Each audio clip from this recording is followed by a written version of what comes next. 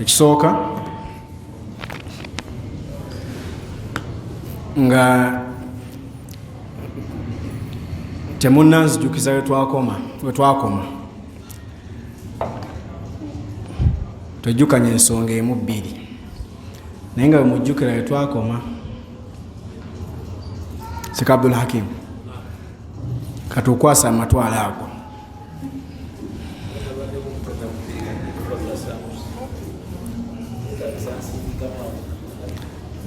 kasolwala omutwe nga byonna wabyerabye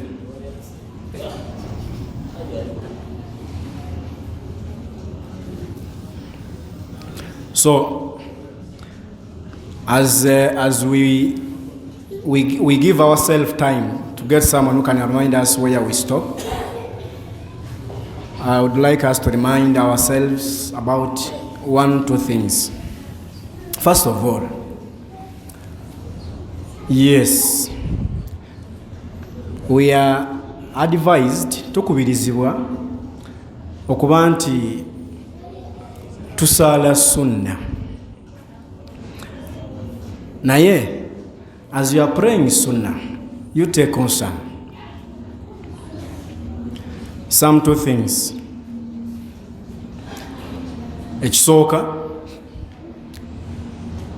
bw'oba wakamala farada nga tonnasala sunna sooka oyita adhikaari za farada. You first bring the adhikaris for the farada, then you go into the other sunnah. Olyoka osalira akebbiri oba lakennya kyekisinga okubeera ekirungi. Then secondly and most importantly, bw'oba osazeewo okusaala sunna, please you concentrate, kubanga sunna, it is an optional prayer. It means you willed personally to pray. It's not an obligatory prayer. Si ateekwa bw'oba ogisadde, then tebenkera mu swala ogisaale. Musiraamu asaala sunna naye ng'alinga atali mu swala. Buli afuluma mu muzigiti ayagala amulabe, buli ayogera ku mulyango ayagala amulabe, buli ekyatula mu muzigiti ayagala akirabe. You are in sunnah, but you are viewing which degree? Is it 360? 360 degrees. Omalayo masigidi yonna. It's not proper. It's not proper when you're in salah. Allah says, وَقُومُوا لِلَّهِ قَانِتِينَ. You be humble. You be very humble when you are in for salah, when you are praying to the Almighty Allah subhanahu wa ta'ala. Tuberenga bw'oyingira salah oba yateekwa oba ya sunna. For now I'm talking about sunnah. Yes, tukubirizibwa okuzisala kyesinga okubeera ekirungi era tuzisaale, naye tuzirongoose.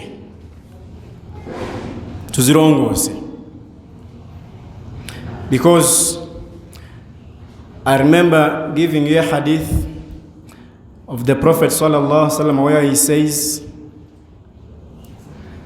when he was praying here and one of the guys behind was just not concentrating, Nabi yali asala naye nga emabega eno waliyo baali mu kusaaza nga tebafaayo. Oli alinga azanyira mu swala, atunula ena atunula eri. After the prayer, when the Prophet sallallahu alaihi wasallam brought the salam, n'ababuuza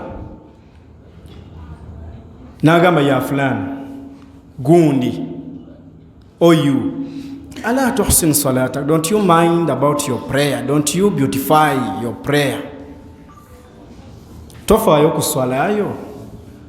Nti ala yanzuru al-musalli idha salla kayfa yusalli. Don't you bother when you are praying how you pray. Tofaayo gwe oba osaala otya. Nabi n'amugamba nti nedda, you repeat that salah. When you are praying, you concentrate. Amaaso gateeka wali ogenda okukola ki? Toyimusa maaso kubanga it gives you room to think about other things. It gives you room not to concentrate and think about the salah. Tolowooza ku kyo by'oli mu kusaala. So kiba kirungi always okuba nti tukkakkanya amaaso kubanga swala kugamba ebimu ku bintu ebitukkakkanya naddala amaaso.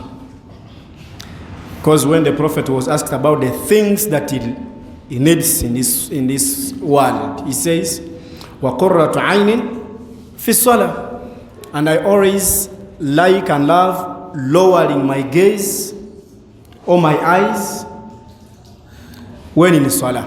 Nti njagala nnyo kubanga nzikakkanya the gaze, amaaso nga ndi mu kusaala. Nabwe kityo twalibadde naffe tugoberera kubanga nahnu awla biha, we are more needed than the Prophet sallallahu alayhi wasallam. So don't let the optional prayer that you prayed out of your willing again get spoiled. Ogisadde ojagala gwe kennyini gwaki tebagikulagira nti yatteekwa naye n'oyagala ogisaale aye togireka kuba nti eyonooneka. Then the other hadith I wanted us to remind ourselves with, and I wanted to remind you with, is the hadith of Abi Huraira radiyallahu anhu, where he says, Abi Huraira agamba nti omubaka yagamba, hadith tugimanyi nti awsani khalili bithalath, nti mukwano gwange yannaamira ebintu bimeka? Bintu bimeka? Bisatu. Mukwano gwange, my friend, told me to hold tight, myself tight, on to 3 things. Yannaamira ebintu bisatu. Naye ng'ebintu ebisatu ebyo byangu tusobola okubikola. But it's just because of our negligence and reluctance sometimes that we don't do them. But they are very simple and easy. Agamba, the first thing is, hadith egamba etye, ekisooka kiriki, siyamu thalathat ayyam min kulli shahrin. You see how simple the 3 things are. Siyam thalathat ayyam min kulli shahrin, just fasting 3 days in every month. Okusiiba ennaku 3 buli muki? Buli mu mwezi. Ze bayita ayyamul bid, ennaku enjeru. Ekyo nno kyali bakiyita batya? Kiraamo. Omubaka Muhammad sallallahu alaihi wasallam kiyalaamira Abi Huraira, wa fi dhalika yuswi ummata. Not only Abi Huraira was just the reason, but he was just passing it over to us. Yali akitusindikira, all of us, nti if you can, if you are health, you don't have any health problem, please, you make it a point that in every month, buli mwezi, osiibeyo ennaku 2, I mean 3. Nnaku kyezo 13, that is 13th of every month of the other Hijri calendar. The 13th, the 14th, and the 15th. And for this month, they are together, not so? The 13th, the other side is the same this side. Am I right? Tusiibanga 13 mu mwezi gw'Obusiraamu, nga 14 oba Opolota awulira? Opolota oyo awulira oyo? Nga 14 kwa bino ngamba gwe weka wana basigadde njagala babijje ku gwe nga 14 nenga 10 15 so mu mwezi guno gwe tulimu ali kumpaja yesiza Abdurrashid tamanya Abdurrashid byakozesa aina munabikarize aina abikari so mu mwezi guno ye tuli mwezi ki tuli mu Rajab so Rajab ne January ennaku zakoze ki zasinkanye leero 14 January era tubadde mu 14 Rajab so meaning the 3 days began on Monday zatandise nga Monday naku 3 zokka zimaliriza ncha insha Allah so you can fast still that one day reason okubanga you were not aware and the 2 are gone you fast only that one then you bring the intention of fasting the others. I tell you, it is these sunnah acts emirimu gino ejja sunna gino gye gisula omuntu amadaale wa Allah. Mirimu gya sunna gye gisula omuntu ki amadaala. Not you don't get elevated in status before Allah subhanahu because maybe overperforming dhuhri, we all perform dhuhri. Over fasting Ramadan, we all do the same. But it is these optional acts that can elevate you, that can change your status.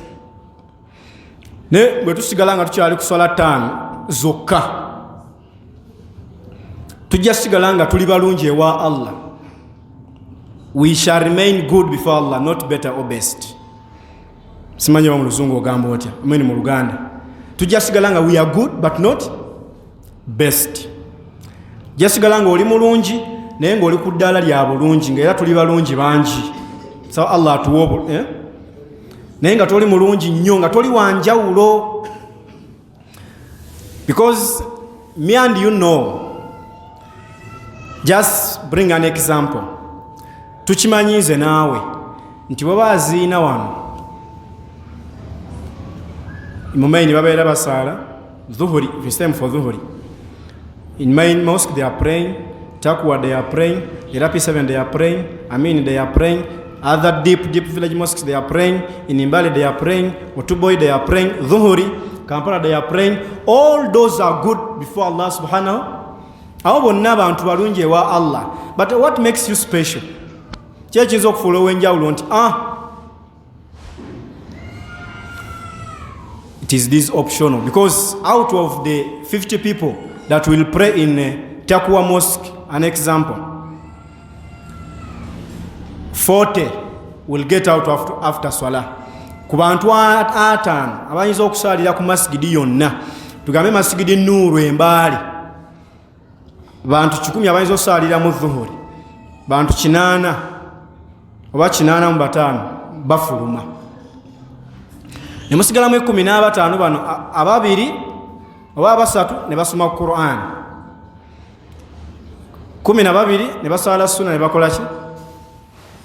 So toyinza gamba nti bano abafulumye nabana abasigadde they still share the status. They cannot share the status. For me, I prayed dhuhri. After dhuhr, I brought my optional rakas. We are not the same. We cannot be. And why to be? How? Tetusobola kubeera. So ebintu bino ebya sunna bye bitusitula amadale wa Allah subhanahu wa ta'ala. So he told him okuba nti asiiba 3 days in every month. Then the second thing is ekyokubiri kiriki ekyokubiri kiri kiki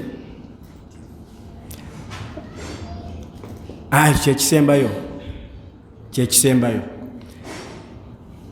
ekyokusatu ekyokubiri ndi mu kukyerabira naye ngaekisembayo kiri nti bwe nzijukira ekyokusatu wa an utira qabla an anaama n'okusaala swala ya witiri nga sinnakola ki nga sinneebaka okusaala swala ya witiri nga sinnakola ki sinneebaka ekyo nno abakikola nga batono praying 1 3 5 rakas, that is witri rakas of all the number before sleeping, that is after your isha, after your sunnah, no letayo laka bbiri laka ssatu oba laka emu n'olyoka weebaka oyinza okugisaaliramu nomala okusaala sunnayo eya isha after your sunnah osaale laka egi oba ogisaalira ewaka kubanga newaka tulina okusaalira yokko naddala swala zino eza sunna oba ogisaalira ewaka naye nga it is recommendable, it is good, it is very important and significant for you to perform the 5 rakas before sleeping. Kiba kirungi yeno yennyini gye tusaala mu Ramadani ne tusaala laka ssatu ezisembayo ezo yeeyo. Nabi yagamba, the Prophet says sallallahu alayhi wa sallam, nti la yuhafidhu ala alwitr illa mu'minun, that no one can always perform that prayer, the 1 rakah or 2 3 rakas, unless he is a believer. Teri ayinza kwekuumira ku lakeji ng'agisaala okujjako yabeera muki amazima abeera mukkiriza. Nabbi yamutikira obukkiriza. The Prophet crowned you a believer. Oli mukkiriza bw'obanga ogisaala. Tetufuddeyo bw'ogisaalirawa kubanga eyo si ya mu muzigiti mwokka. Naye bw'obanga ogisaala oli muki? Oli mukkiriza.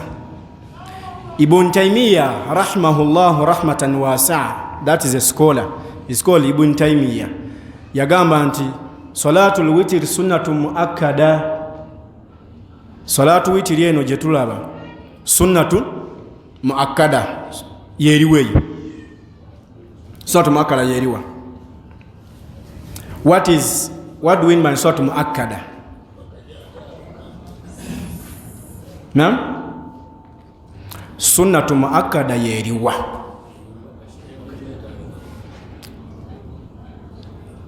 Yeyo Sheikh agamba nti sunnatu muakkada yeyo ng'omubaka teyakola ki? Teyagirekaako. Kwegamba it is the Prophet did not miss it sallallahu alayhi wa sallam even once. And sunnatu muakkada means it was about to become compulsory. It was about to become compulsory. Kyali kibulawo katono oba yali ebulako katono nnyo efuuke yatteekwa. So it is among those sunnahs. Nayo ya muakkada. Ate muakkada nno kitegeeza ki? Ekakata. Naye sunna ekakata. Sunna ekola ki? Ekakata. So he says, man asarra ala tarkihi, if someone continuously ignores it, omuntu singa agenda mu maaso nga takola ki? Tagisaala, turaddu shahadatuhu, shahada ye tugigaana. Obujulizi bwe si shahada y'Obusiraamu. Obujulizi bwe bwe tugamba nti waliwo ensonga, so we need him as a witness. He cannot be a witness. You cannot stand as a witness. Do you know in the Islamic system we consider optional acts? Because when we say al-adala, that before giving witness you have to be adil. Al-adala. Adala means you committed with the obligatory acts and you're committed with the sunnah acts. Muslim Ibn Taymiyyah agamba nti singa omuntu agenda mu maaso nga swala eno tagisaala paka tawa bujulizi mu Busiraamu. Kuba mu Busiraamu naddala mu byokooti y'Obusiraamu tufaayo nnyo ku muntu okuleeta obujulizi, tufaayo nnyo ku sunna, si farada, tufaayo nnyo ate ku sunna. Kyekiraga al-adala nti omusajja oyo mulungi. So it is always good and advisable to me and you tusaale nga like age. Abdul Rashid, age I will not say 3 ziyinza okubeera ennyingi, but 1, inna allaha witr yuhibbul witra. Allah is in all the number because he's 1, so he likes everything that comes in all the number. Allah aliomu ayagala nnyo ebintu ebijja mu ngeri eyo, either kize kimu, bize bisatu, bize bwe bityo. So now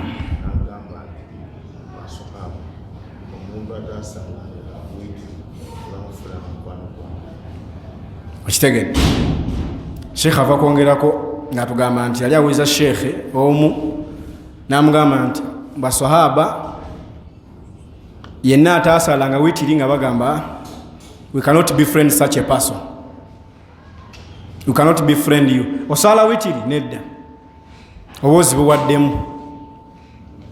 buwaddemuko. So it was their measurement. If they are to befriend you,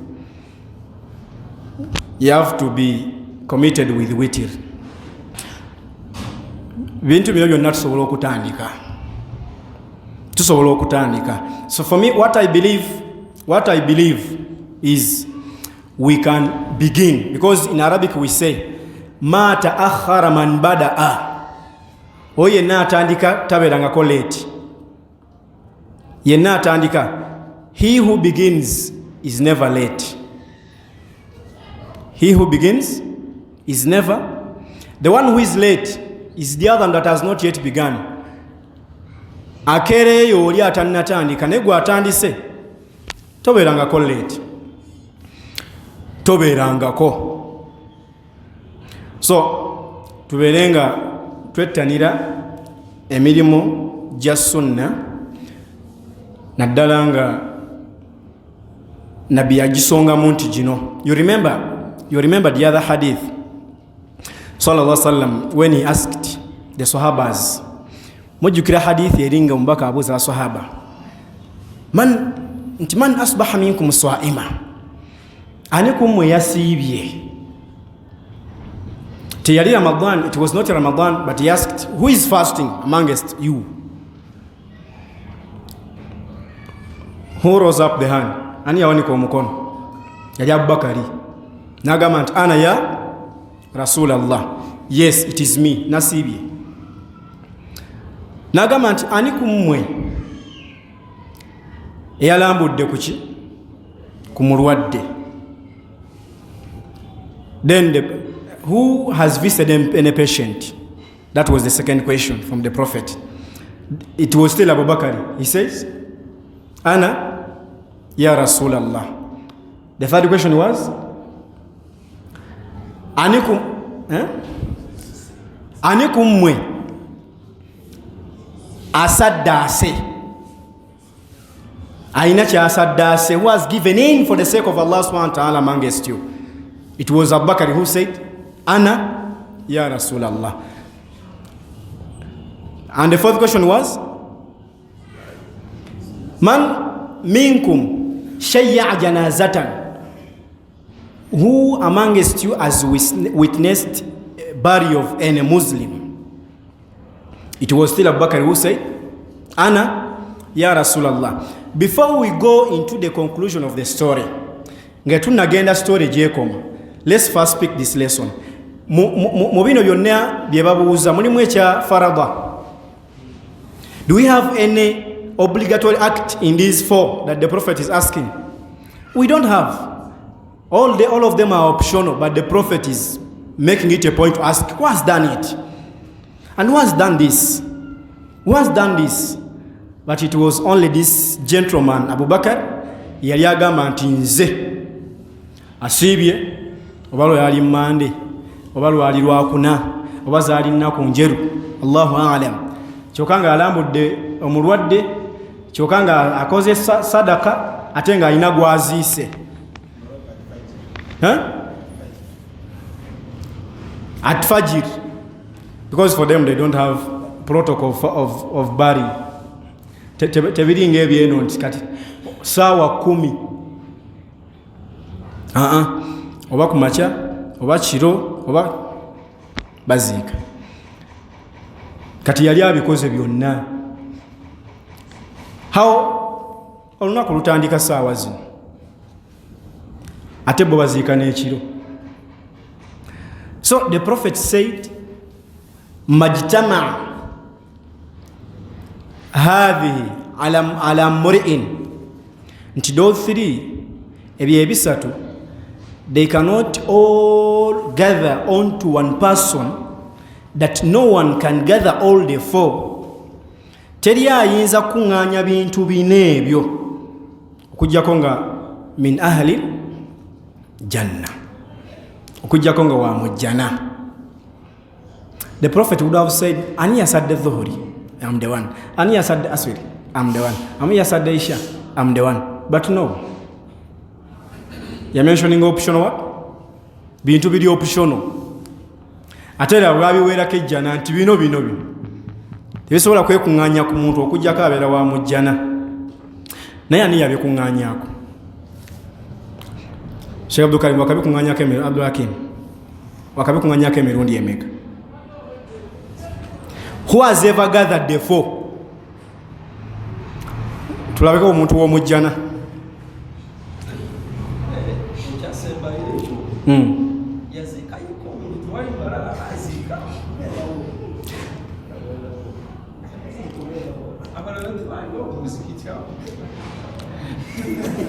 Basobola okuba nga baaliwo. Naye n'ekirala nze wano wembuuza ekibuuzo oli bwawanika, bwembuuza ekibuuzo buli akimanya akiddamu.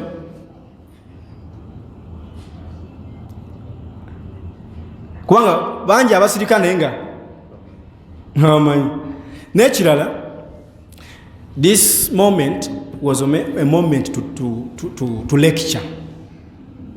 Why? Kali kaseera kakuyigiriza baswahaba. Lwaki?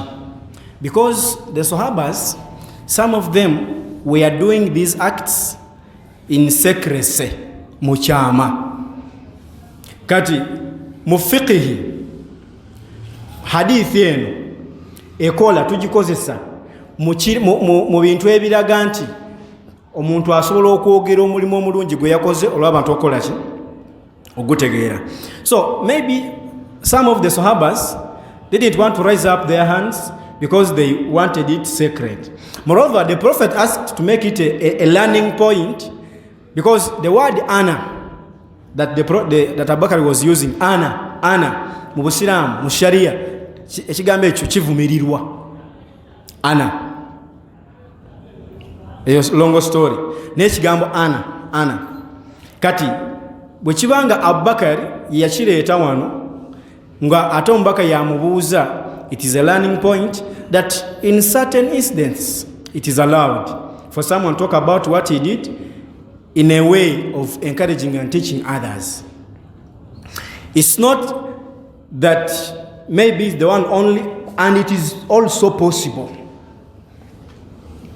kisoboka okubanga yeyaziika yekka, kubanga sigamba nti buli muntu bw'afa Masjidi Nur yonna bagibikira.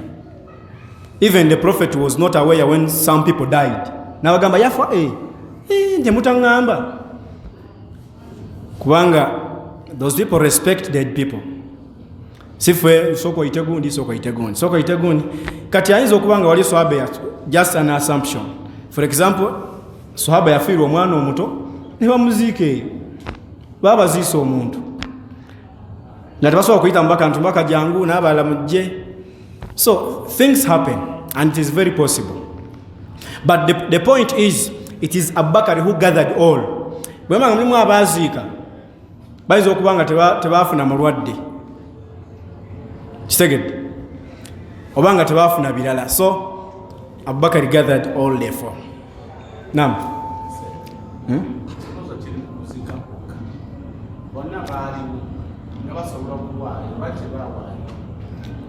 Yes, kyetuva okunnyonnyola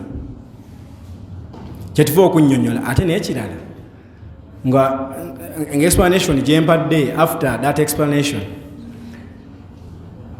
when we are talking about the discussion, for example, it is the Prophet sallallahu alaihi wasallam and the other is Abu Bakr.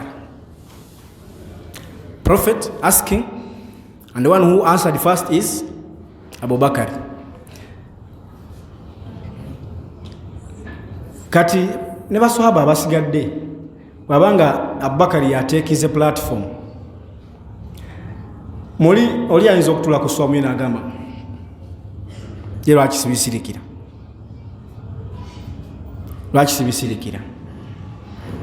So the Prophet was not asking to ensure that everyone, but he wanted to pick a lesson, because he wanted 4 things. Not different people, but 4 things when they are gathered on a person. Era n'abifuna. So kino tekiraga nti basaba bonna tebaasiiba, tebakola ki, baali tebabikola. Naye kiyinza okujja olw'okuba nti abamu tebakola ebimu. It can come olw'okuba nti Abubakari, it was bagamba ensonga z'aba jeno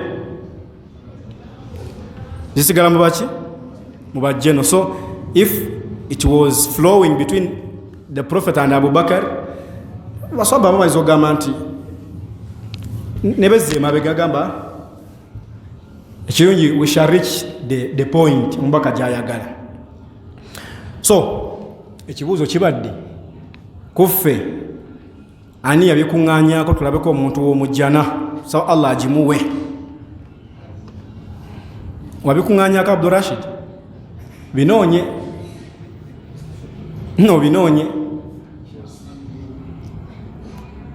Choga, you can get the 3, but you can get them at around after Dhuhri. When Imam nagamba someone has died, nagamba, oh, you go for burial. The 2 things that can rarely meet is burial and fasting. Because for the sick one, for the sick person, you can visit anyone. Bw'omala okufuna bino ebibiri, oyinza okuba n'ogenda mu main hospital n'obagamba muli mutya eno, abo bennyini obasaddaakira abalwadde. Naye getting a chance when you are fasting and then burial comes. Sometimes burial may come, because if you get burial, you can still visit someone and give in sadaqah.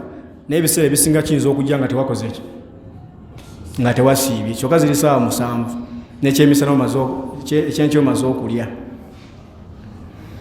Kati eyo kyansi efunibwa nnyo bantu basiiba sunna, mpozi ne mu Ramadani. So at least in life you struggle to gather those 4. Ebyo ebina faako nnyo, ati so ogambe nti mbirinamuko ennaku 5 nga mbikoze. I visited someone sick, I went for burial somewhere with a clear intention.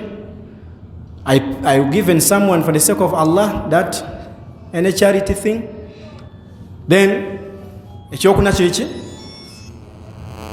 kola ki okusiiba.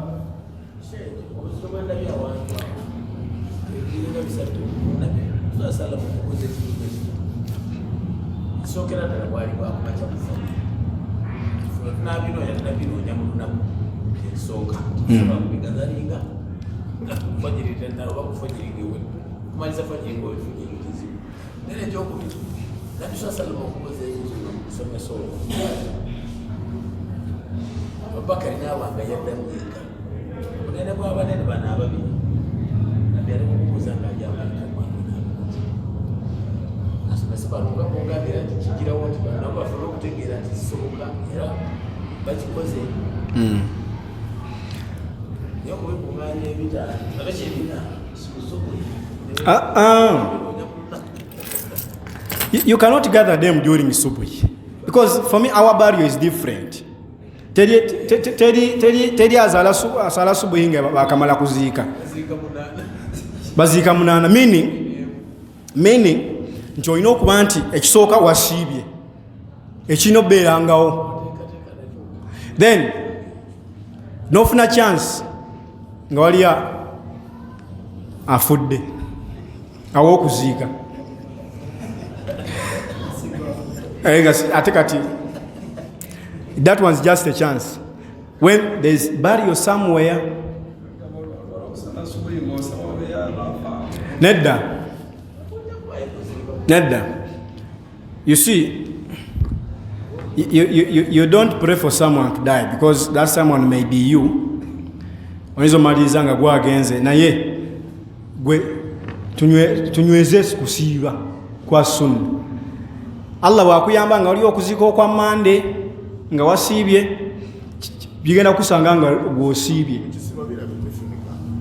ne mu kisiibo.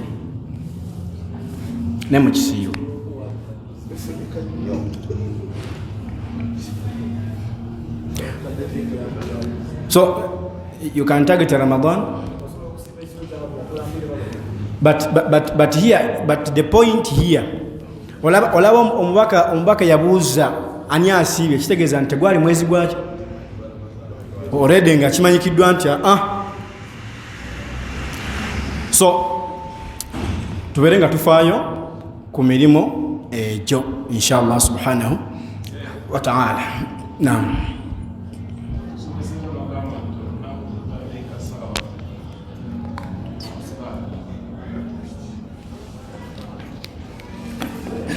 Tutandika after magharibi oba ku magharibi.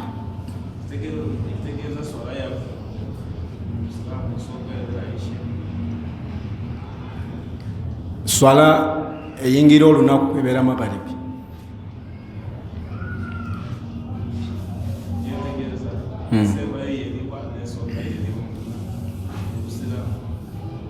Anti tutandika na magharibi yetuyingiza olunaku netuddako isha netusala subuhi dhuhuri netumaliza ne aswiri. Subuhi yakusatu naye kati ffe tujimanyi ng'eswa kuba tuba twakazuukuka. Hadha tartibu that arrangement has nothing to do with the swala.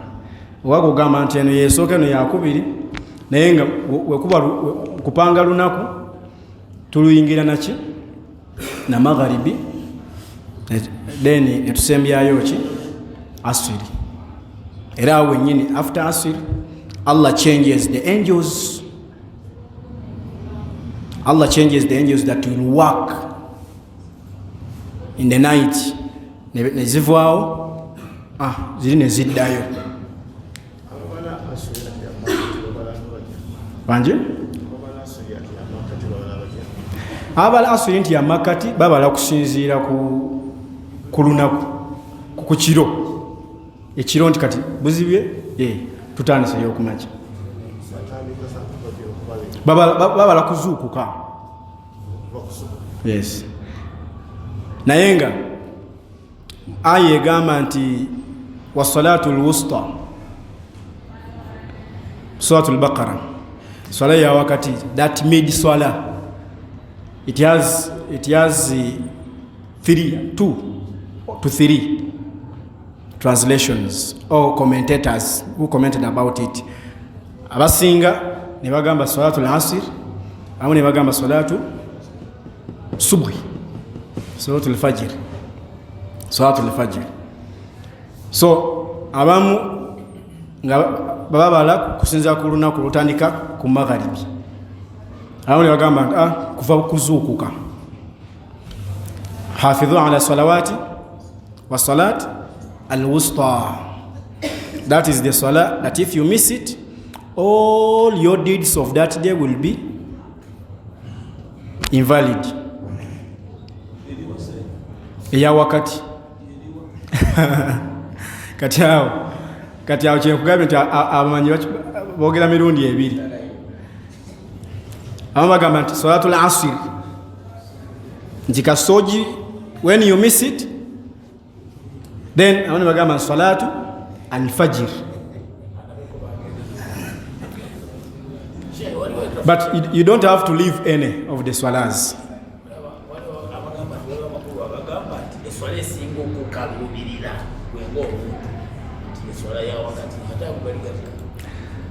Ago ijtihad atenga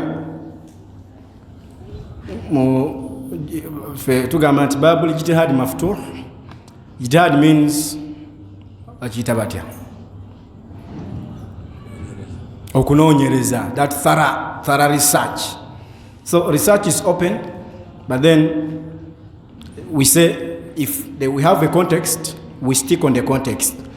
La ijtihad fi ma'rad an-nas. If we have the nas, we have the context, then we go slow on ijtihadat, on those research.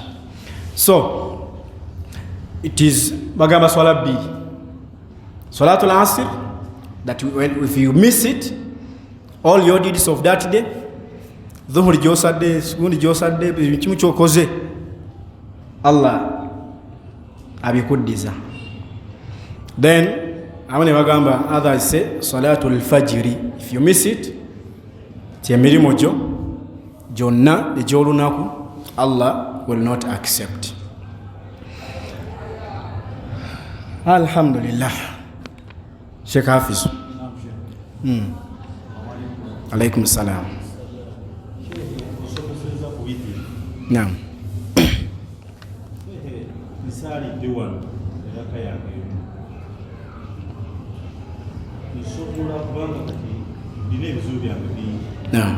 Ate nebusikiriza okutuuka esaawa omwenda oba 10 tosobola okwanjula ensonga zange. Naye kati wano nsaaliddewo wano kati ate ekiro kuno yinza okuba nzisobodde naye ng'ebizibu byange ate byanjulidde wano. Nsalidde wano niyanjula ensonga zange.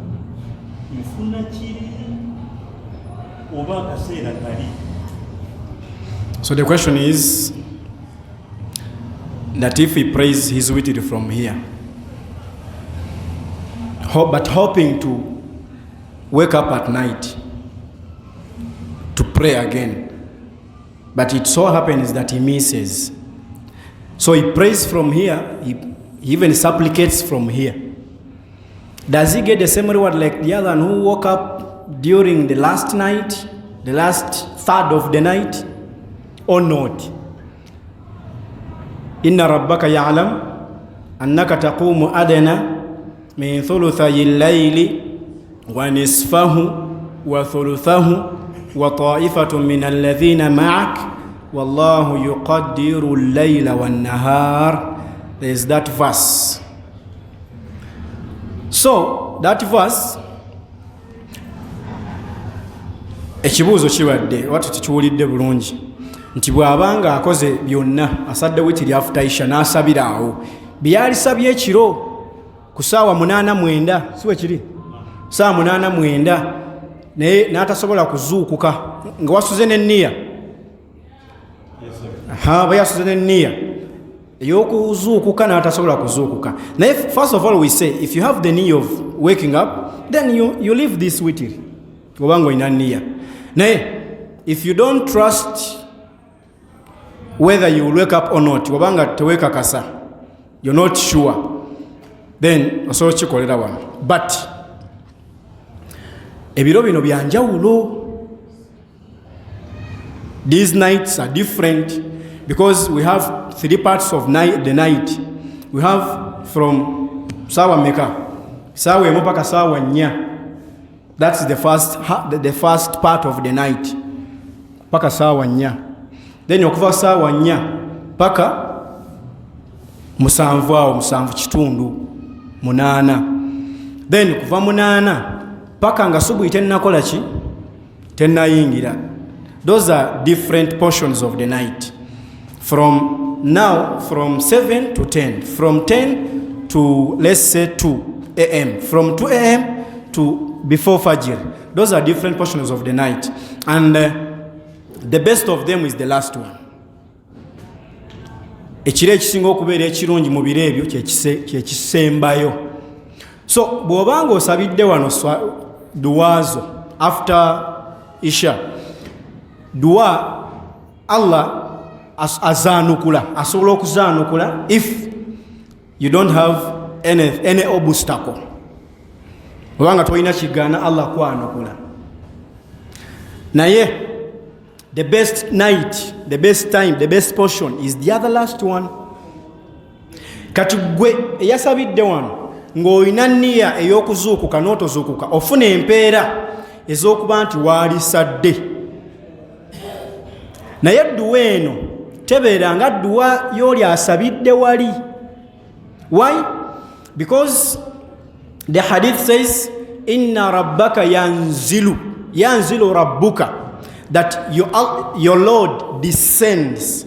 Allah akka fi nusfil akhir min al-layl wa dhalika kulla yawm, every day buli lunaku Allah ava akka. The hadith says akka, najja ku ggulu erisooka.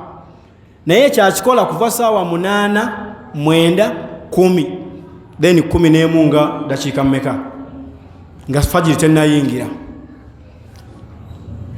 From 2 a.m., 3, 4, then 5 something before Fajr, Allah descends on the first heaven. Nagama, who wants anything I give? Who is ready to ask for anything I grant? Who is supplicating I respond?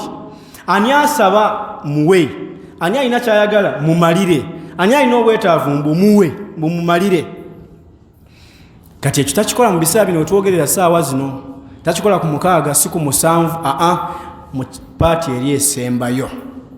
That's why the other verse I recited was, inna rabbaka ya'lam, that your Lord, verily your Lord knows, Allah wa mwamanyi, annaka taqumu adena min thuluthayi layl, nti mwe, that you people, you pray in the first part of the night, wa nisfahu, and the mid part of the night, wa thuluthahu, and the third part of the night, the third portion of the night. Allah amanyi nti musala wali abasala paati eno ne paati eno ne paati eno, naye nga paati esinga okubeera ennungi epaati yakola ki esembayo.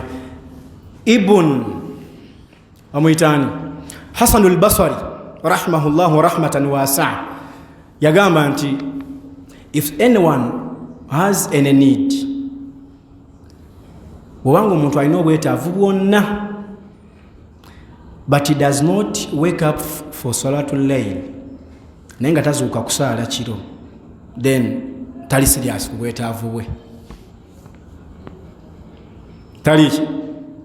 Tali serious, tannayagala. Bw'obanga obwetaavu bw'olina tobugambangako Allah mu kaseera ako ng'ensi esirise, nga mu nsi mulimu abantu nga kakadde kamu, lesse kakadde kamu wabukadde bubiri oli mu kusaba Allah subhanahu wa ta'ala. All the other millions are sleeping. Only 2 to 3 millions are awake praying to Almighty Allah subhanahu wa ta'ala. Nti woba olina kye weetaaga, you have your need, but you've never reported them to your Lord the Almighty during that last portion of the night, then you're never serious.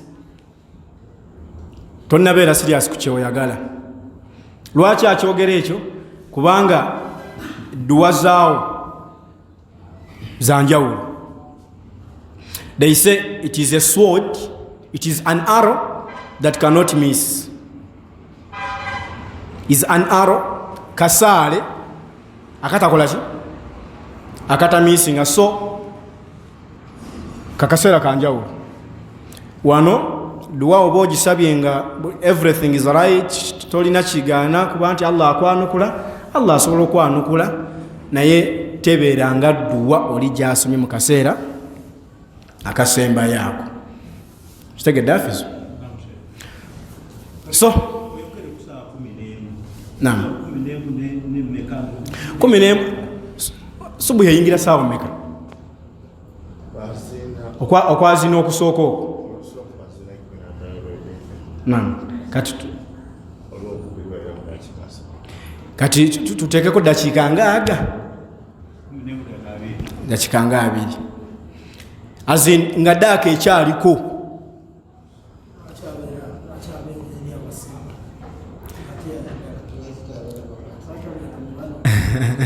Nedda ayagala atukukozesa budde bwonna, ayagala kukozesa budde bwonna.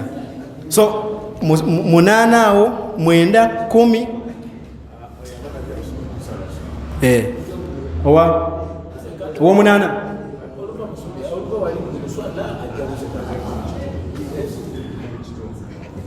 So as an advice, you see, muchimanyinga mu nsi muno. Let me tell you this before you bring your ones. Muchimanyinga here now these days waliyo gye bayita, how they name it, oba harakatu tahajjudi. There is that international connection for tahajjudi. Waliyo abantu abatandika connection ya tahajjudi. Kakasoyagala tahajjudi gwe beegatteko bazuukusa ensi yonna. Yagwe kasitoyagala nti njala kwegatta mu tahajjudi eno, oba kyasimo oba kiri kate ekitongo gundi eyo organization oba eriwa. Negwe if you commit yourself that I want to enter, nga oligestalinga owayo contacts zo bakuzuukusa.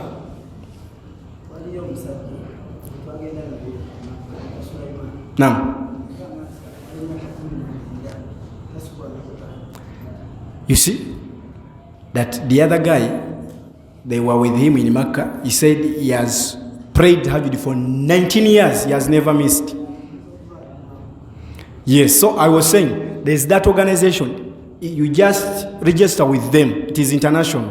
For me, I want Tahajjud. My brother, they will wake you up. Huh? And of course, if you are committed, if you have a laptop, buy information in your laptop. If you have a tablet, give them the information of the tablet. If you have phones, every gadget you have in your home, you give them contacts. Bajja kubira ku simu, bakubira ku tablet, bakubira ku laptop, bakubira ku gundi. Buli wamu bakubira. Unless they have their code to show them that you are awake. They have how many times they call you, then they stop. Then katigwa wasitani yakutula ku mutwe.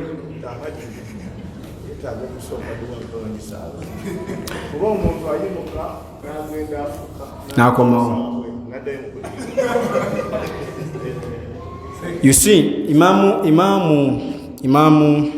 I'm forgetting the name. He says, if Allah gives you the chance, he call it a chance. Allah b'akuwa not even a chance.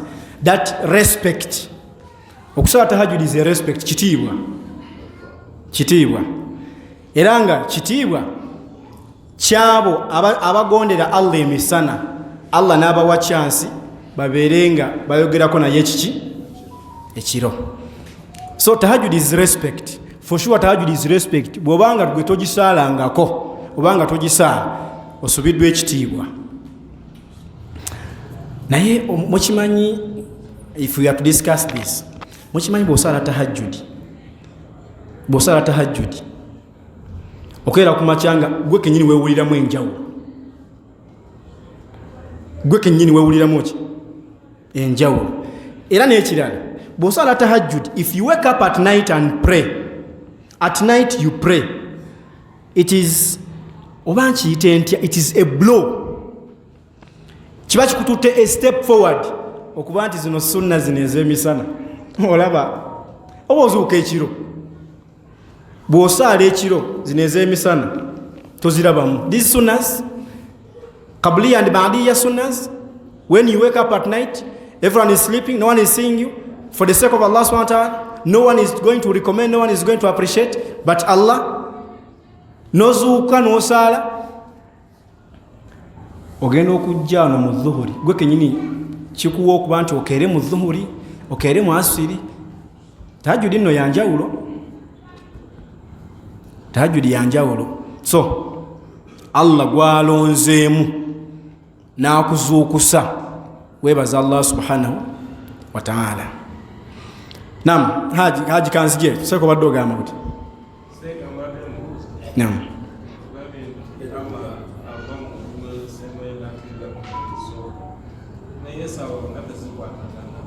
Sawa za nezaaki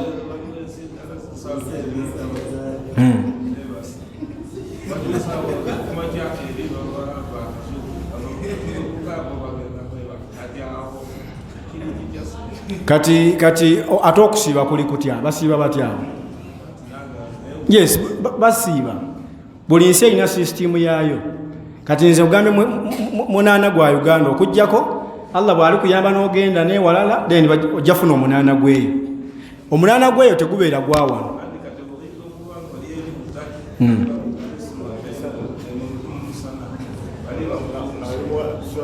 No, those people wewawa contacts zo bategeera n'ensi,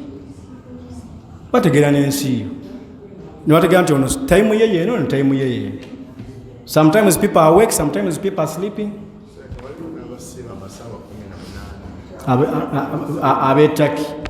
Abataki basiiba ssaawa ezigira katono kyatya atya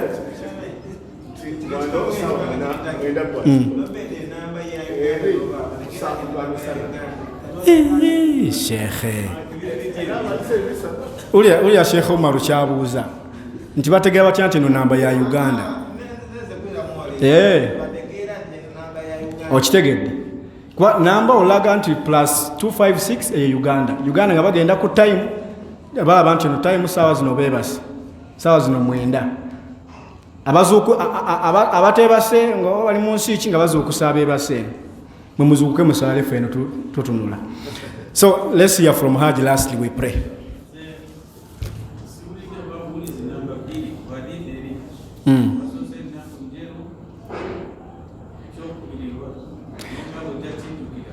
Oba sikijjukidde era hadithi egamba nti ekisooka siyamu 3 ayyam min kulli shahr, ekyokubiri salatu duha. Kyokka no twaligigaziyiza naye tutwadde tugyerabidde ne salatu duha inshallah tujja jogera katono nnyo enkya tubeere nga tuyingira mu musomo gwaffe inshallah. Naye mujjukire we twakoma ekyokusatu nkyogedde kyetubaddeko nti wautira qabla an anam, okuba nti nsala witiri nga sinnakola ki, nga sinneebaka. Lwaki yakigamba Abi Huraira? Lwakuba nti yali abeera nnyo mu hadith ate nga munafunafu. Namugamba gwe wali badde osala nga witiriyo nga tonnakola ki, tonneebaka, kubanga bw'ogwawo paka kusubuhi. So kati bw'owanga gwe ozuukuka, then there's no need for praying. There's no need for praying that rakah. We've exceeded the time, we are sorry. So inshallah tomorrow we shall talk about Salatul Duha briefly, then we go for our topic inshallah. Barakallahu fikum, jazakumullahu khairan. Wassalamu alaikum wa rahmatullahi wa barakatuh.